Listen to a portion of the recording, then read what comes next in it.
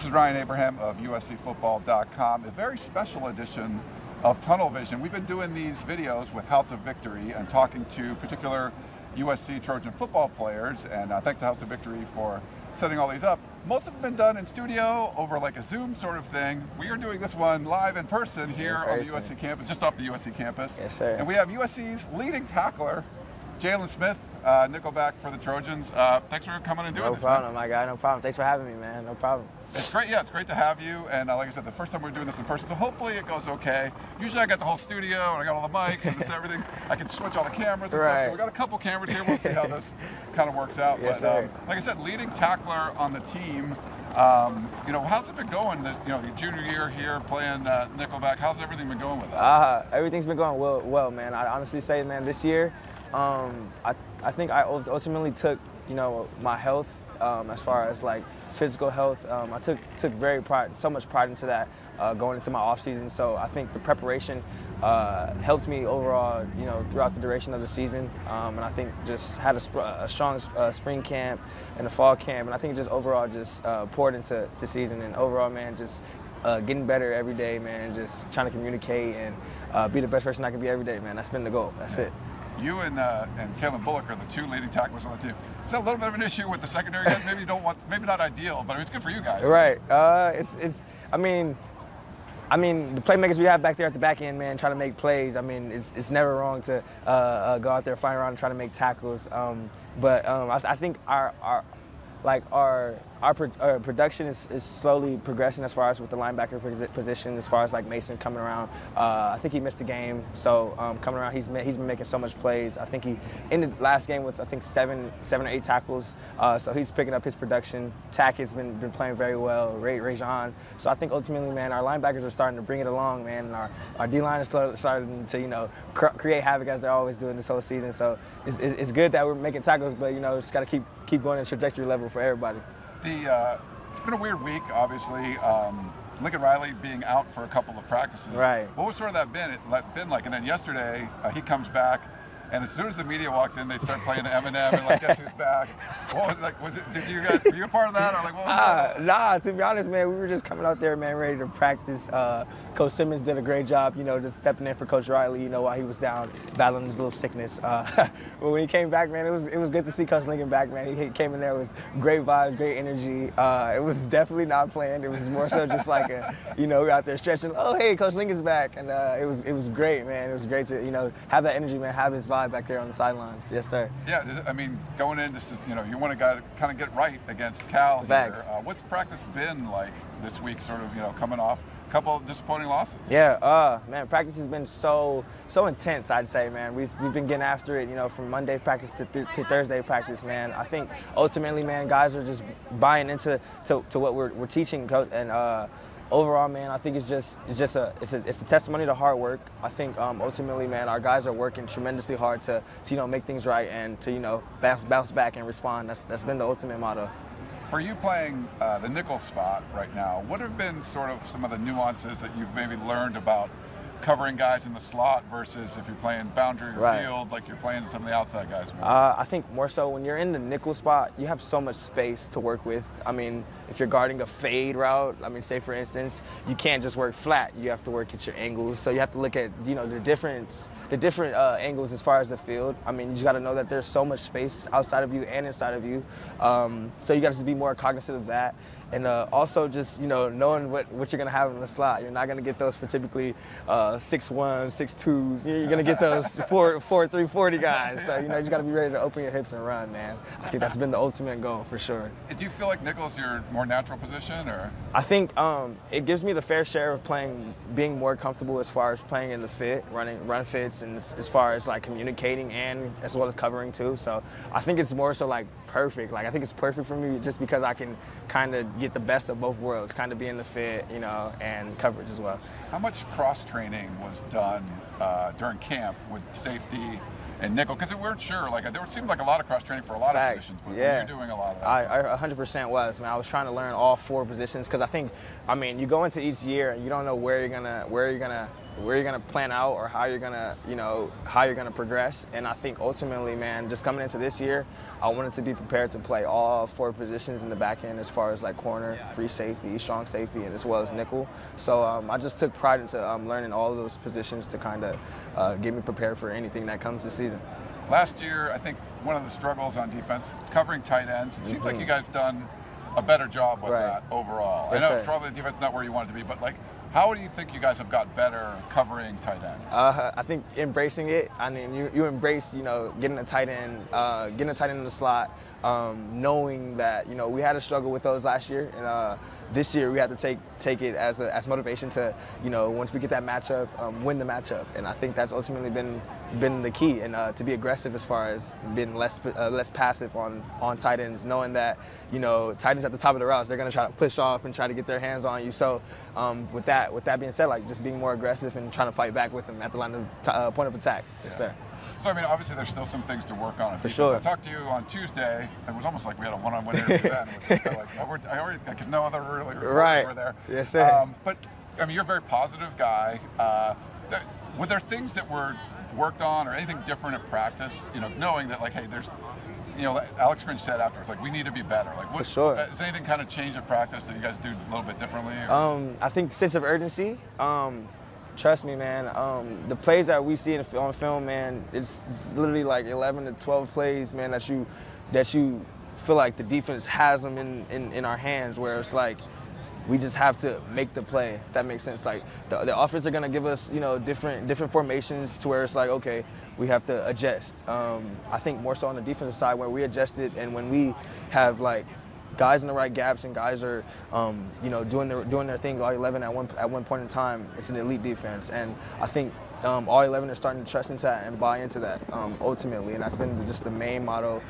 Is when you have a job and have an assignment, make a play through your job and through your assignment. And I think that's been the main goal for all 11 of our guys, to just trust it that, the guy outside of you or the guy inside of you has your back. Yeah, I mean, looking at it just from outsider's point of view, it seems like there's more stops, there's more plays, but then there's still like the explosive plays. There's still the big ones, right? So trust me. It's like is that kind of what that's exactly like, trust me, man. It's exactly what I'm saying, man. It's like plays where we have them, like we're like, say for instance, man, if I could put myself in an example. So if I have a leverage and running back comes to the leverage and I don't make the tackle, like I think that's more of a mental error or like an expectation error on me, because it's like he ran to my leverage and I got to make the play. So I think that's more so like what's been occurring around. We just got to make the layups. I think that's been the ultimate goal, man. So when plays are in front of us, we got to get the running back on the ground. It's just simple stuff like that, man. And when we do that, ultimately, man, not a team I go out there and go to war with, man.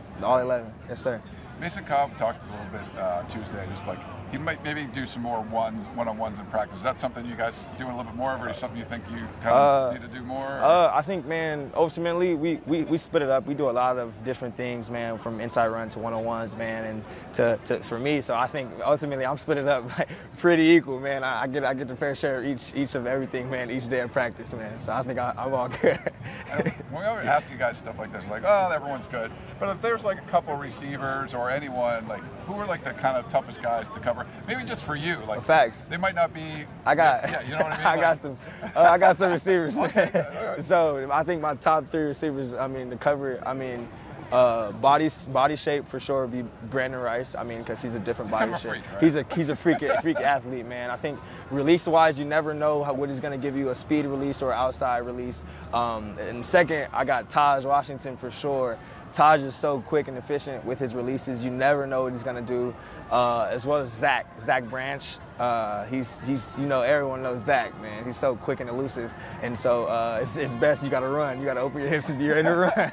That's the motto, man. So those are some guys that I go and I compete with every day at practice, man. And we get the best of each other every day, man. And I think that's what pays off on Saturdays. Yeah, 3 different styles. It's funny, we talked Sorry, guys. Sirens going by. So we're doing outside. Yeah. We're really like, we're at the new USC Village. Yes, right in front of the Helen of Troy statue back there. Nice, so a lot of traffic going around or whatever, but I don't know, we're trying it, so I'm sorry if this doesn't work. We're trying. But like Brandon Rice, we talked to him, and he talked about how fast he is, and we talked to Damani Jackson, and he's probably the fastest, right? Yes, for sure. But he gave Brandon a lot of props too. Just being that big, and he's still. He's moving, man. He's moving, man. Losing no steps. Yeah. Yes, sir. Looking to Cal. So this is a big weekend for you guys. Yes, Try, obviously it's a road game. Last time you're probably going to play Cal for a while. You had a weird trip up there a couple of years ago. For sure. And what's kind of stood out to you on film? Because this is like, maybe you think of Cal as like, oh, they're really good on defense. Justin Wilcox, head coach. They're better on offense than I think they're on defense. And I totally agree with you. Those guys are, man, they play really fast. They play together. Their offensive line plays as a unit, so you got to be cognizant of that when you're coming off the edge or blitzing, that type of stuff.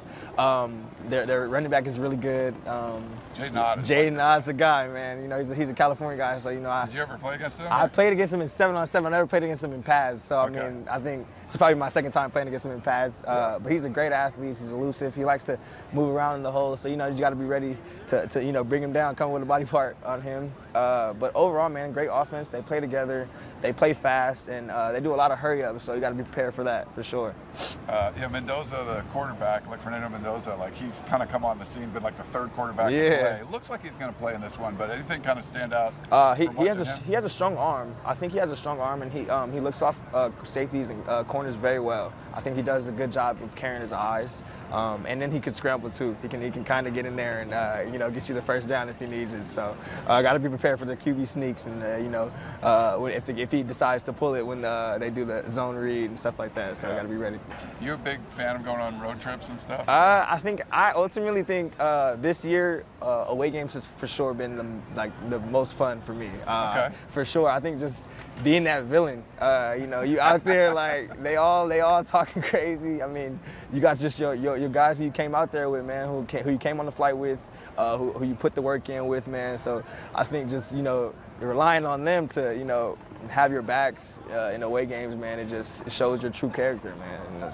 You've been around the program a little bit. Any advice you would give your freshman self coming in if you were just coming in? For sure. I just say, man, relax.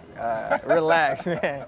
You good, man. Just, take everything that, all these coaches and, your peers are telling you, man, because, you're going to need it at one point in time. And I thank God for, some of the guys that gave me the knowledge that I needed, to kind of grow in college, man. And can't thank them enough, for sure. You were young coming in. You're turning 20. I'm turning 20 in 2 weeks, November 5th. Okay. Any big birthday plans?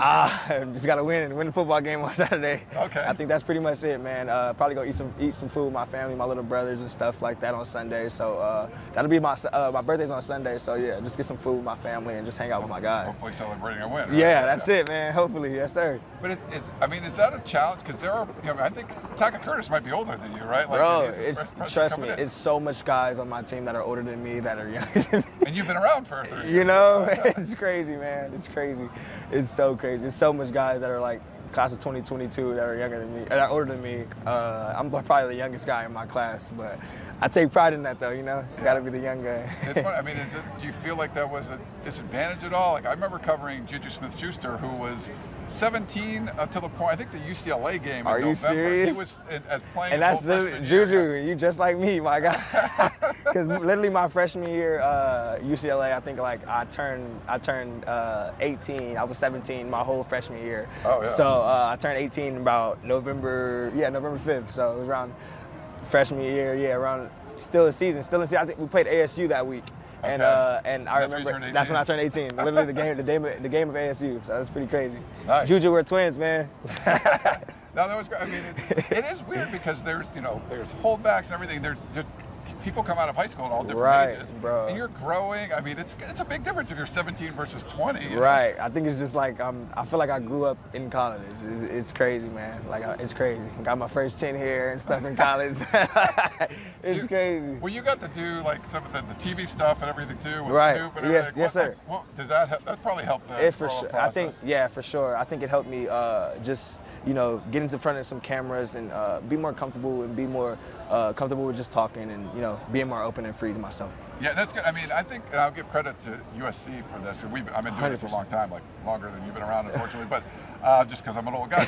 But I think there's the openness and the fact that you guys can do as many interviews as you do. Yes, I think you get a lot of media savvy players, and I think it helps anyone that's going to go to the next level. But even if you're not an NFL guy, like I would tell this to anyone, like do more job interviews. Like the more you get in front of talking people, the more you do interviews like that. It definitely helps. It's practice. You know? Yes, sir. Yes, sir. I think, and ultimately, man, throughout all my interviews, man, I think I've been just getting better, man. Getting better and trying to, eliminate the nerves and eliminate everything like that. And I think ultimately, man, I've been getting better, man. No, and it sounds good. And I think sometimes it's pacing. It's just there's some of that. And then I think for me, when I'm talking, I got to learn how to space out what I'm saying, and then when I get a little lost, just kind of stop and realize we ain't in no rush. We can talk, relax, just relax. No, and I think that's a good way to put it. And but you're doing great. So we appreciate you doing it. And it's funny, all of our interviews we've been at, for these House of Victory ones. Again, I want to thank House of Victory, which I forgot to mention at the top. How has House of Victory helped you? As far as it's changed the game for college athletes like yourself. Getting family to games, or what's been kind of the difference maker for you? I think ultimately, House of Victory has changed the perspective of of living. I think as a student athlete, you begin to get all these responsibilities as far as taking care of your car or license and all the little things like that. So managing your money, I think that's been a big thing with House of Victory as far as putting things towards certain things, and family. That's been a big part of getting my family to games and away games. They haven't missed a game yet, so thanks to House of Victory for that. And then House of Victory has also just got me and my teammates closer. We've been able to bond super close off the field, and I think without football, we'll still be best friends all of our teams. So I think that's what House of Victory has done for us, our team. It just brought us together as more of a family vibe rather than just a team. You're the first one to mention, and I love it, managing the money, because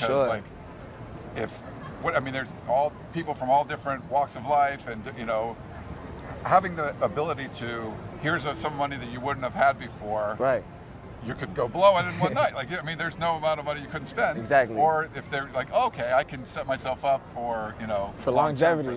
So for sure. That's great. So is it a seminar or something, or how do they kind of work with that? Well, I think it's more so within myself. I don't know if I want to spend this much money on this. Right. Then so it's just more so a conscious thing within myself, just to kind of know it's not going to be forever. So you gotta just keep stacking and saving your money, and as far as using it for the right things and right things only. That's right. It's one of those things we don't teach in schools for some reason. It's saving money. My 8th grade math teachers, we had to do budgets and get our own apartments. Right.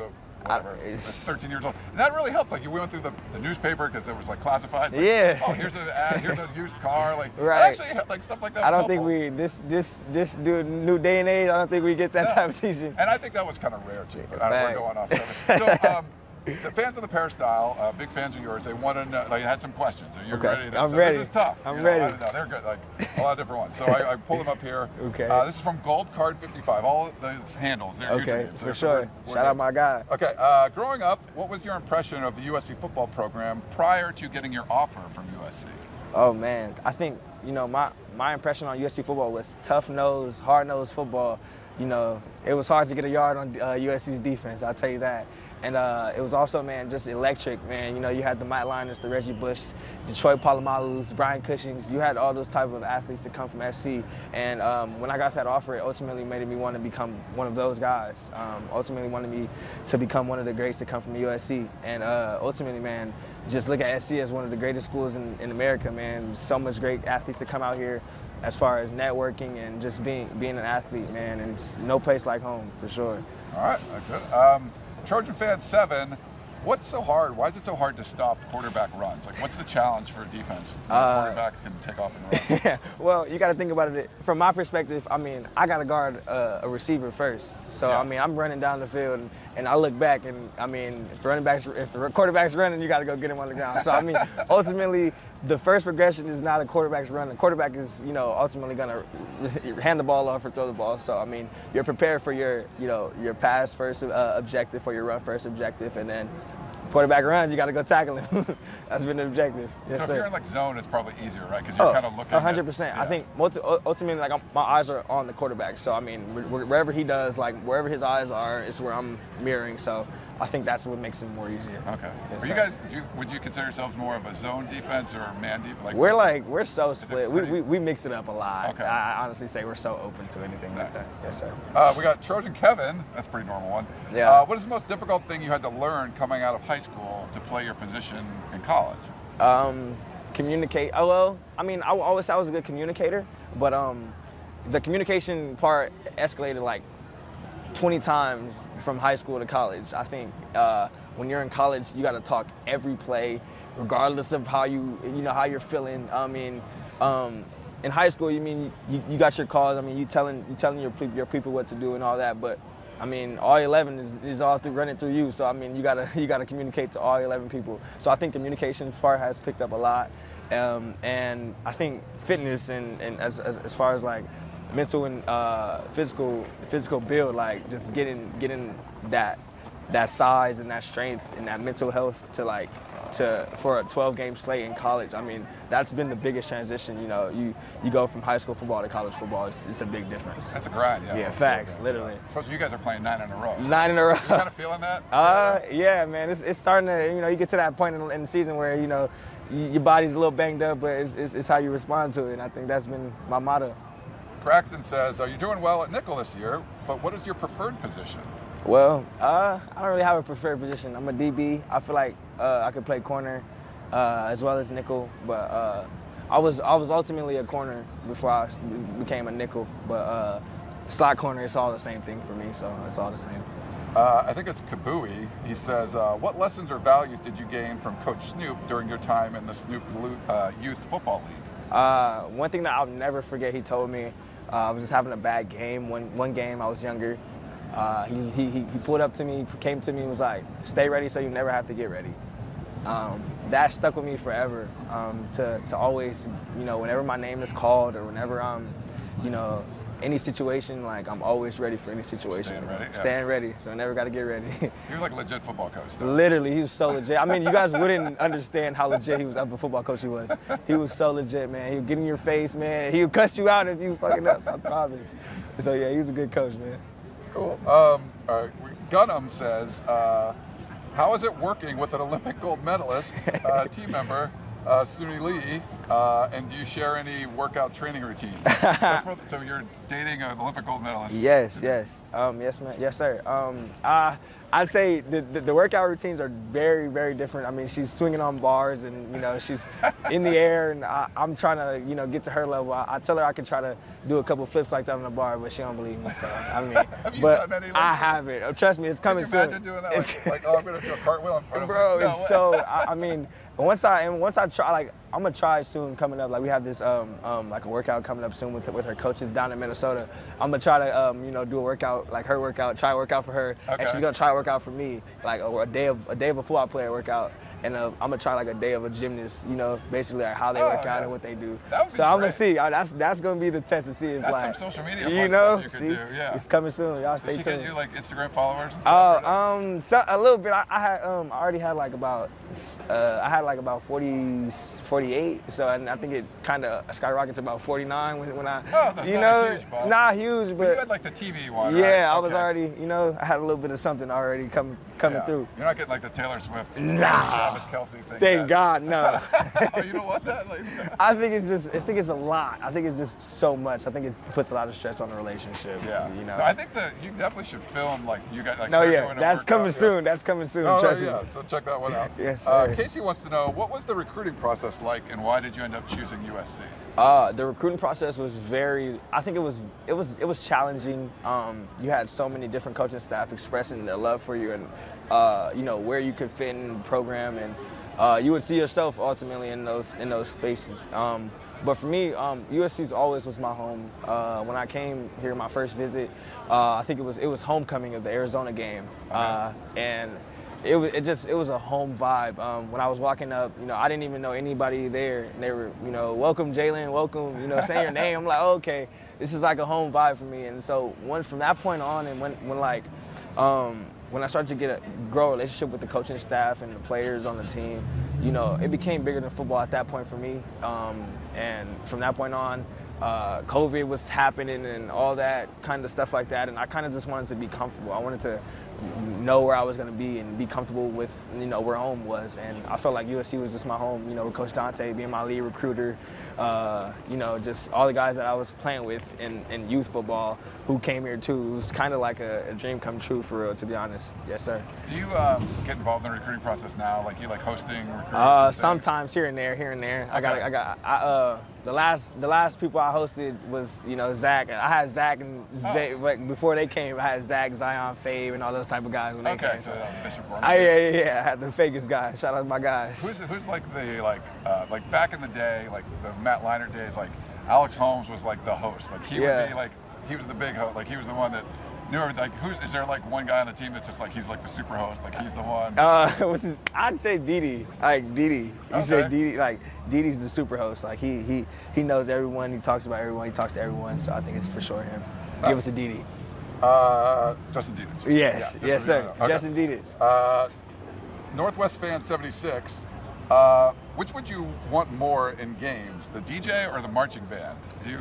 The marching band. I think. You want more band? Okay. I think it's more because the DJ can, one song could be good and then the other song can be like, we need the marching band. We know what the marching band. So as a player, you'd rather have like the band. For sure. I think the marching band's putting so much work in, just like us. So I mean, it's best to hear the marching band more than Ski Eat by Sexy Red. Like, come on, man. Do you think that's like a common thought among players, or does it depend? I think it depends. I think it depends. Like through the duration of the game, like the start of the game, DJs is fine.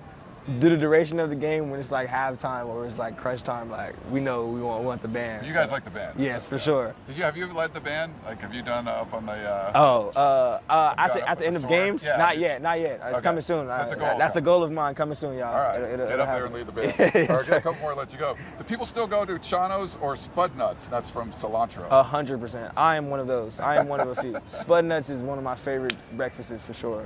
Go to. When I was a student here, I used to go. I'm telling you. C2. Shout out to the C2. This is my 30th reunion. Jeez, congrats, my guy. Jeez. Yeah. And then last one, what's the best hidden food place you like to go to, like not a big name place? That's from Trojan 21 Fan.